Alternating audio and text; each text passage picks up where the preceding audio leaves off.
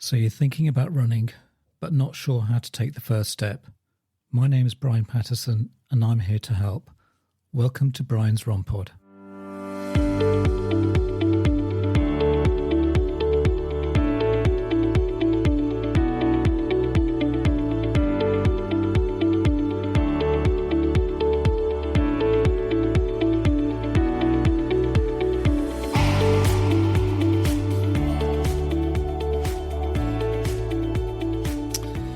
In the final part of my discussion with Lucy, we talk about how often do we have to go to feel the benefits.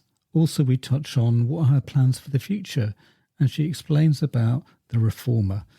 Make sure you have a listen to the previous episodes of our chat. So once a week, that's, well, from what you were saying, that's quite good. That's good enough sort of thing. Yeah. You can build, obviously you can do more times, but and maybe the odd exercise during the week. But you feel that for someone who has a busy life, that's enough. Yeah, I think it's realistic to say if you've got a busy life, if you've got a family, if you're working full time, and if you're doing other things, if you're a runner or if you're cycling, and you come once a week, that's a great start.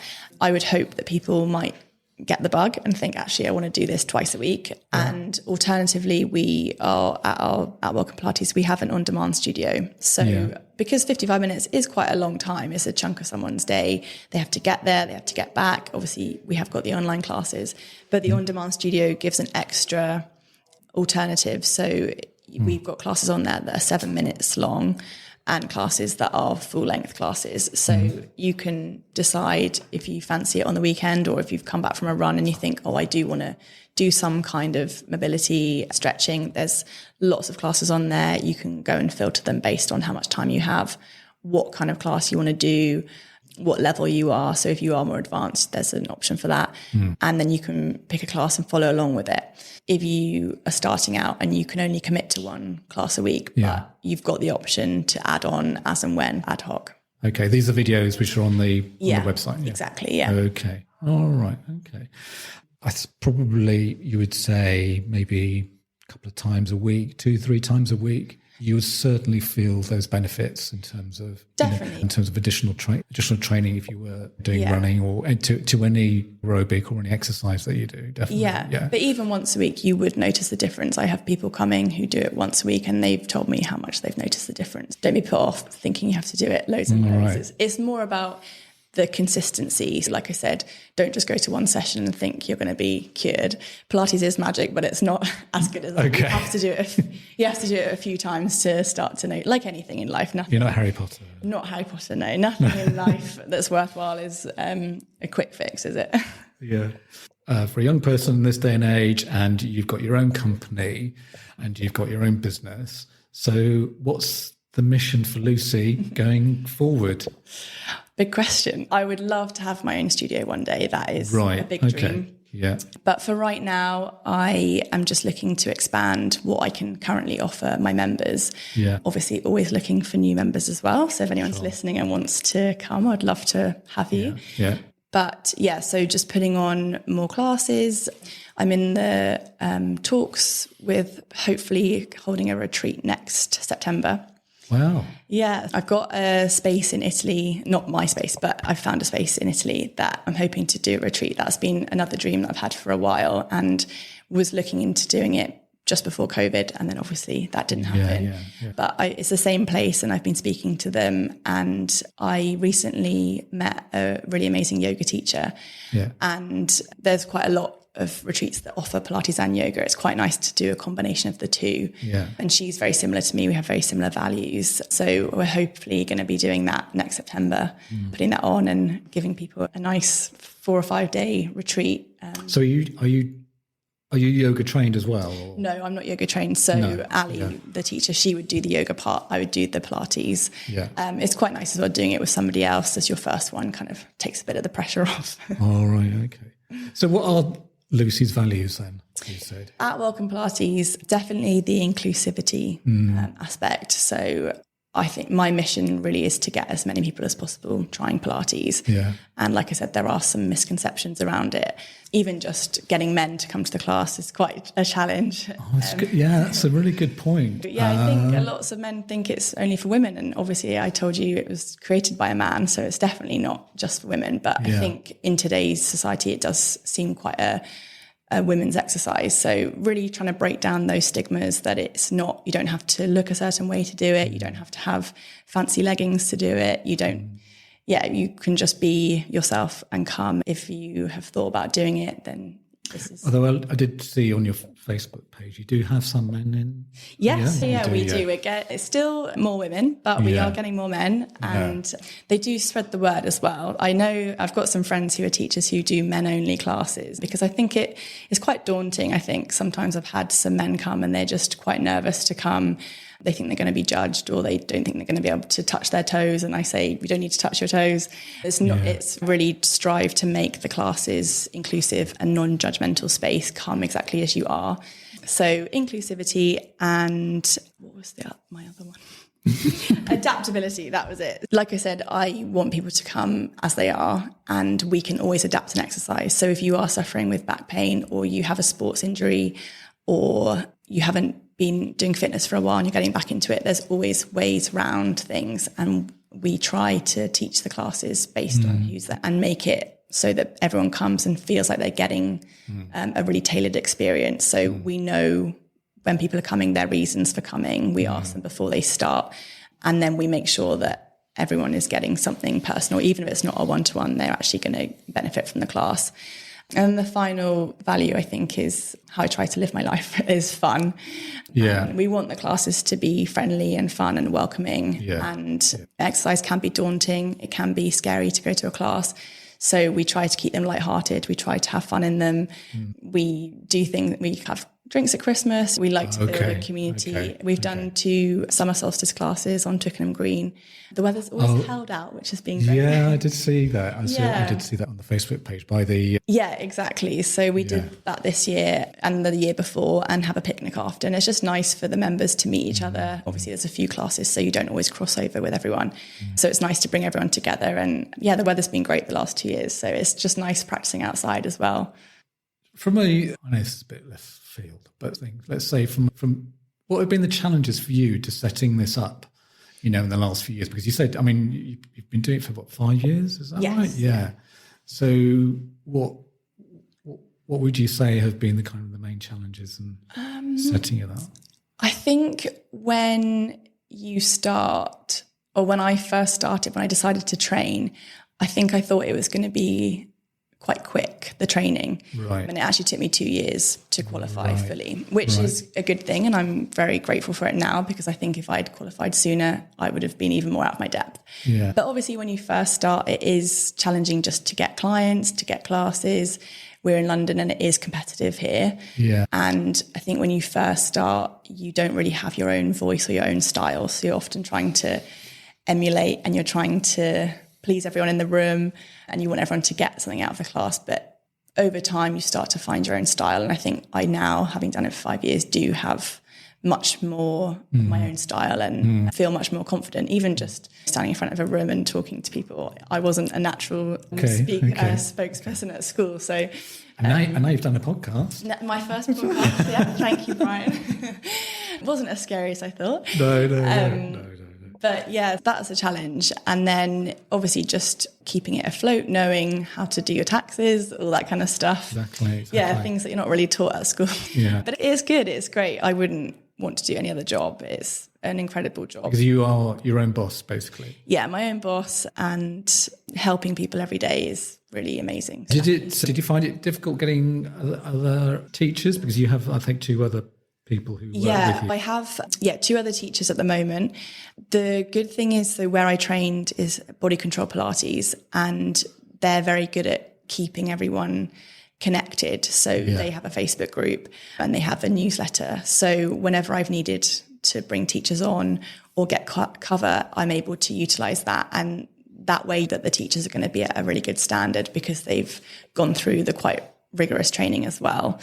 That's not to say Body Control Pilates is the only good training provider. There's lots of good training providers, but there are some slightly less good ones, or ones that are a little bit more kind of quick training providers. So I'm always confident getting a teacher who's training with Body Control, because I know that they're going to also have similar principles to me and always be teaching the person in front of them, rather than some teacher. You go to some classes where they'll do the class with you and not actually offer corrections or walk around and check people are doing it. Yeah, often I've been to gym classes where you have kind of 30 people in the room and it's impossible for the teacher to, get around everyone. That's why we keep our classes quite small. We have a max of 12 just so we can get around people. And even that, sometimes trying to get around everyone is... Yeah. And are you always looking to build on the education that you've had? Yeah. Do you have to do that? Yeah, you do have to. Yeah. So you have to do a certain amount per year. Okay. Which is great, I think, because obviously medical advice and things change all the time. So it's good to be kept up to date. Yeah. And there's loads of different training you can do. I think there's not enough time to do all the things that I want to do, but the reformer was something that I qualified in last year. We haven't talked about the reformer. So much. Exactly. That's okay. But yeah, so that was really good and also it's always good to go back to where it all started and be back there. And the trainers there are incredible and they're so generous with their knowledge. Yeah. And you always learn stuff and it makes you a better teacher all round. It's a bit like driving a car. You pass your test and then you learn on the job. Yeah, just going, as I said, we did talk about quite a lot, but then talking about the reformers. So just explain to a complete novice like myself, what is the reformer? And then how is it different to, let's say, from someone not using that equipment? Yeah, so the reformer is essentially a bed with springs attached. Yeah. So you have the carriage that you can lie on, you can sit on, you can stand on, and that moves. And generally with reformers, there's 5 springs. Yeah. The heaviest spring is often a red, and then you have a half spring, a blue, and then a quarter spring.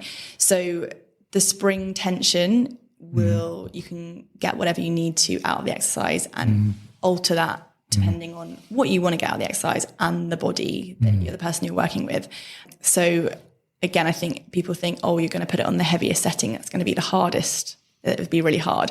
But actually putting on the lighter setting can make it much more challenging. Okay. So essentially you can do the mat work exercises on the reformer to make them more challenging or to make them easier for certain people. The reformer is really good for rehabilitation. So if you've had injuries, it's raised off the floor, so it's much easier to get on and off. So especially for older people, it's a really good way of getting them into doing Pilates. And you also have pulleys, so you can do things like your curl up, but with the added resistance of the springs. So it's essentially Pilates with the resistance as well. Okay. And would you say that it makes Pilates, or what would you say, you're trying to make it for someone who's more advanced would use a reformer, or is it something that you can get away with doing Pilates by just not using the reformer at all? Definitely.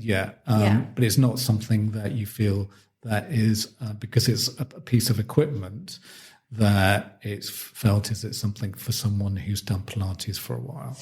No, it's not. Like I said, you can advance the exercises on it, and if somebody wanted to add that resistance and they said, I've been doing Pilates for however long and I want to add this on, then definitely you can get that. But like I said, it can also be for rehabilitation, so it can make some of the exercises more accessible for people. It's a very versatile machine, and it's growing in popularity, especially has done in the last few years. So lots of reformer studios are opening up, and it is a great piece of equipment. Yeah, I would say definitely try it if you've done Pilates, but you don't have to do it. You don't have to. You can get, I think my point is that you can get just as much out of Pilates by just not doing it and using the mat work. Exactly. Yeah. And the thing is, reformer is often much more expensive than the mat work. So mat work is much more accessible for most people, and you can do mat work at home. If you have a few £1,000s to spend on a reformer to do it at home, then by all means, but most people I don't think do, or the space for them. Right. Now, seeing as I can't believe it, we've just done an hour. But for the first time on Brian's Run Pod, we're going to do a Q&A session. And it's a big shout out to my sister, Irene O'Connell. And so she asks, when doing Pilates exercise, when do you inhale and exhale? And I think you maybe touched on that earlier on. Yes. So generally you would inhale to prepare for an exercise. Yeah. And generally you exhale on the harder part of the exercise. Right. And that's to do with your alignment and the breath and your centering, sorry. So as you breathe out, you're increasing that intra-abdominal pressure. And that's going to mean that your core is more switched on, ready to take the load of, say, your legs moving away from your body. So that's general. And like I said, as long as you're breathing, it's fine. Yeah. And then she asked, can she recommend any good exercises for flabby upper arms? Before. You have heard that one before. I have had that one before. Yeah, I think I would always ask why somebody is worried about that. I do understand as a woman, you have those certain pressures, but things like tricep presses, it's going to help to strengthen and tone. Unfortunately, as we get older, there's some areas of the body which even... Like men, it's around... Exactly, yeah. And the abdominals, that's right. Yeah, so I would say you want to build confidence in your body so that you feel better. But yeah, I think tricep presses if she wants to... giving them a go. Yeah. And then the final one is, and I think it's quite a good question, is that she did say Pilates exercise is beneficial for a sore lower back. Yeah, that's another big one. People tend to come to class having suffered from lower back pain. So like I said, moving your spine in all directions is really important. Things like one of my favorite exercises is the spine curl. So lying on the floor with your knees bent, and you want to make sure they're a comfortable distance from your sit bones. And then you're going to roll your pelvis towards your head, slowly wheel your spine up to about the tips of the shoulders. And then as you come down, it's the same thing. You want to try and bring every single bone down one at a time. So you're getting a massage for the spine. You can even just do it the lower part. So if it's really your lower back that's suffering, getting the lower part of your spine to mobilize and doing it gently, recruiting your abdominals to come up and come down. And again, using that breath. So using the out breath to lift the spine up. So you're lying back you're lying on the floor with your legs bent, and then you're bringing the leg. Not your legs. No, so you roll your pelvis, so you'll feel your lower back press into the floor, and then you start to lift the hips and then lift each bone off. So you're in a bridge position. Okay. And then you roll the spine back down from the top all the way to the bottom, come back to neutral. So that one is really nice. And also hip rolls. So you can have the feet together, you can have the feet wide, same position as we just had, and think about your hips rolling to one side. You want to keep your shoulders glued to the floor so that you get that rotation in your lower spine, and then use the abdominals to come back and obviously do both sides. Links in the show notes. Links in the show notes, exactly. Great. Class, and I can show you. Yes. Anyway, I think we've honestly, if you're not convinced about going to Pilates classes, you never will be after this. But no, it's been wonderful talking to you, Lucy. What I'd just like to ask you, is there any links, social media links, or anything you'd like to add? Yeah, thank you so much for having me. I've really enjoyed this. Oh, good. But yeah, so we're welcome.pilates on Instagram. We offer your first class free. So if anyone's in the area, or if you want to try an online class, then if you go to our website, welcomepilates.com, there's no dot in the middle of that one. You can sign up for a free class. There's no obligation. Once you've done that, you can come and try us out, see if we're a good fit. And yeah, we're on Facebook as well, Welcome Pilates. And I think that's it really. But it's been lovely to speak to you. Oh, great. And just in general, just give Pilates a go wherever you are in the world. Yeah, exactly. And I would say, if you go to a class and it's not quite for you, try a different teacher, because there are lots of styles of Pilates. So my mission to get everyone to give it a go is great. Okay. Helps the masses. All right. Thank you very much. Thanks so much. That's it for another episode, and looking forward to speaking to you next week with some beginner hints and tips about running. I just want to let you know that you can follow me on X, or what was known as Twitter, at Brian's Run Pod. I have just recently set up a Facebook page which is called Brian's Run Pod, and I am on Instagram at Brian's Run Pod. Also, my website is www.briansrompod.co.uk, where you can get show notes, or on whatever podcasting app you are listening to the show. Plus, all my episodes have chapter markers if you need to get to different segments of the show. Plus, leave a review, as it will help others find this podcast. Music is Happy Day by Stock Audio, not forgetting artwork by Alice Patterson. Till next week, thanks again for listening.